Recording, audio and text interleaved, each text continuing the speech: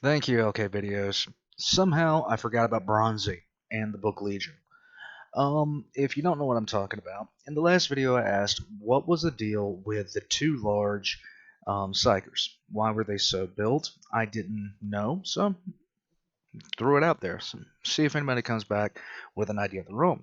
LK Videos responded by bringing up the fact that gene enhancement, while we most know about the Space Marines, the Custodians, things of that nature. Other groups within the Imperium and before the Imperium use gene enhancement. Now, this could be a bygone relic of that time period, or they could be something that just hasn't been put out in lore, or his entire creation based off that bit of lore. Um, with all that being said, the reason these two are particularly large is just looking at them, they are gene enhanced. They are gene tech. But I just couldn't remember off the top of my head if that was a thing or not. I just didn't put it together. That was my bad. It happens. But we're gonna get started in watching this again. So, without anything else said, start and stop like we've been doing. Now, like I've been saying, I still think that has something to do with the navigators, or at least the astropathic choir. Now, the astropaths, the navigators, I just really can't wait to see which.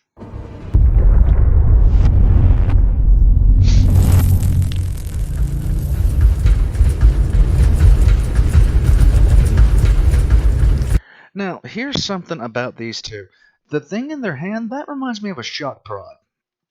Um, which leads me to believe that these two aren't so much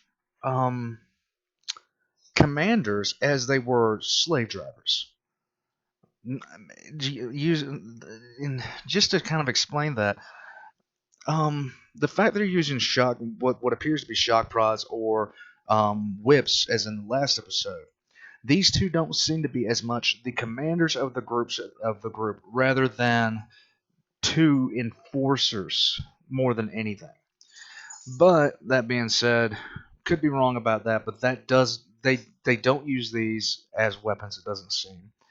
But they use them more as of a threatening thing.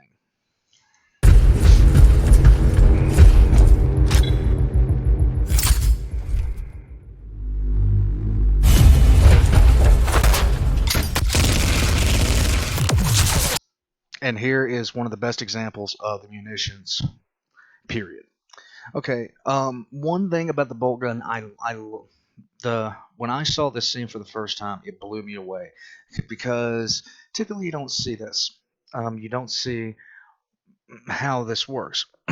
Now, secondly, this is not a psychic ability that this particular um, guy has.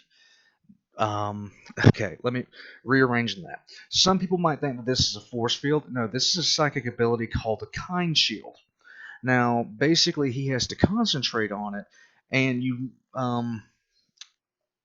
to basically prevent anything from getting into him. And he can hold it. He can literally hold out physical objects with his mind.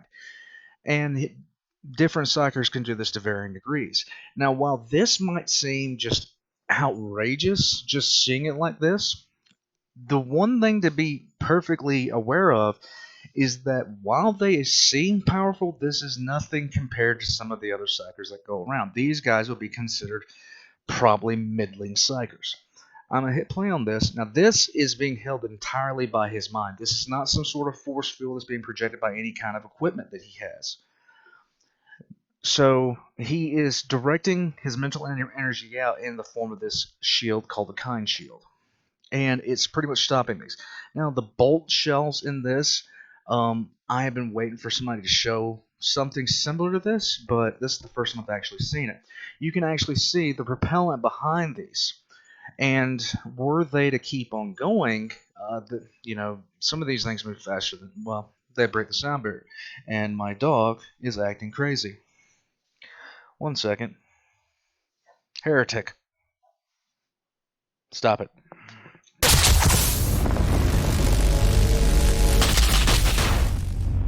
Now, I'm going to back it up for 2 seconds. This is nothing about lore or anything like that. This is just a sheer appreciation of the amount of attention to detail that went into this this production, because you can actually see the outline of the kind shield, you can see the individual shells bursting. This was beautiful to watch.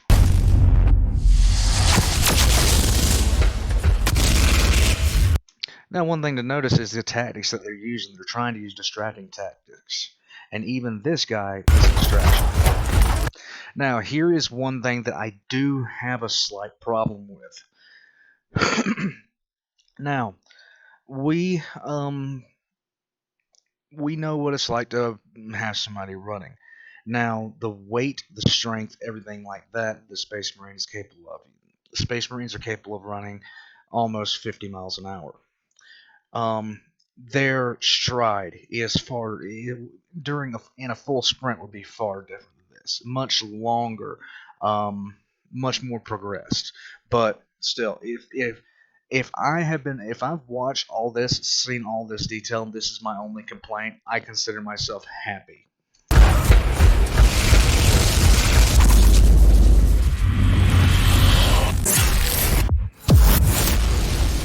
Now, again, middling slacker, what he's doing isn't doing enough damage or is powerful enough to actually hurt the Astartes that he just did that to.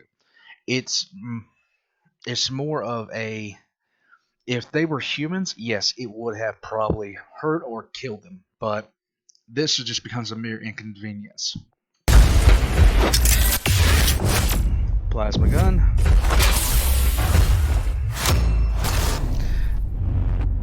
I love that. Now, I did say these were middling slackers. About middle of the road here in terms of power, in terms of how strong they are. Now, that being said, this guy just brought around a ton of how much weight?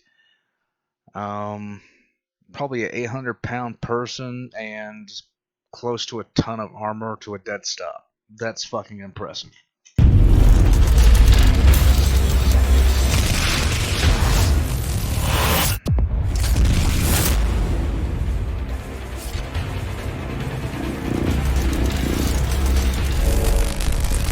Now, is it possible to break a kind shield like this?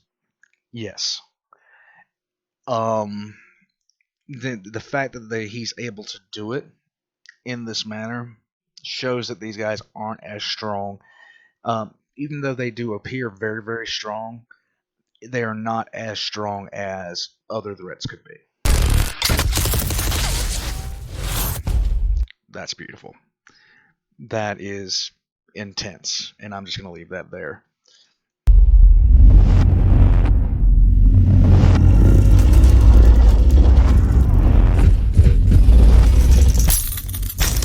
Now, if you remember, I've been talking about how the first thing on a Space Marine's armor, the most vulnerable part of their armor, is actually their eyelids. And now you can see the actual eyelids cracking. Another thing that I was talking about in an earlier video was how the two seem to be a pair, to be in some sort of shared power structure. This is just more evidence. Okay, I'm just going to say this. The sheer fact that he managed to slap the bolt gun out of Astartes' hand proves just how strong that these two are, because that doesn't really happen that often. But the one thing you're going to see here, and it's actually been slowed down.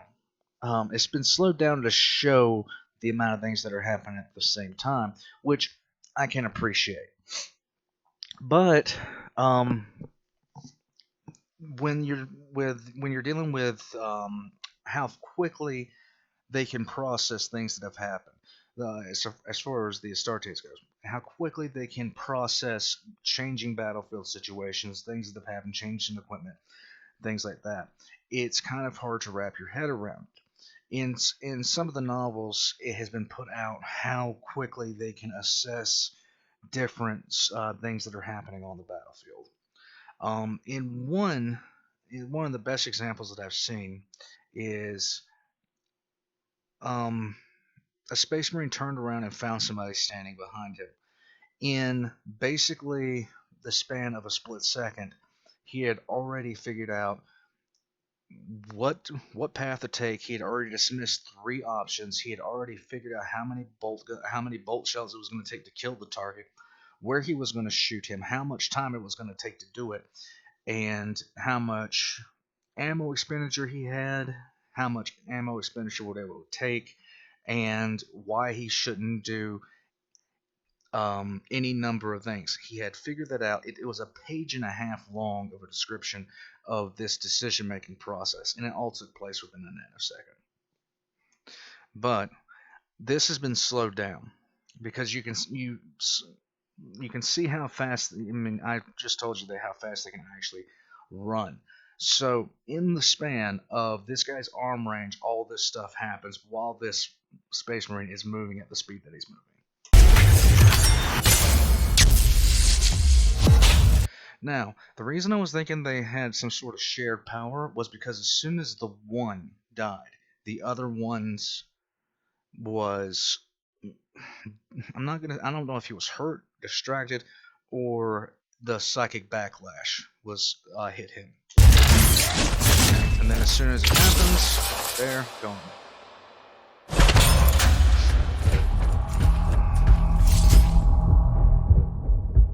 Just amazing. It's just amazing sequence. Okay, so that's the breakdown of the first 4 episodes of Astartes. Now, I'm going to move on to some other things. I've seen some more requests for String Storm done down in the comments section. I'll be getting to that soon. I've got in mind to do a couple of other kind of lore oriented things and just stuff like that. But we'll get around to it, and I'll see you guys next time.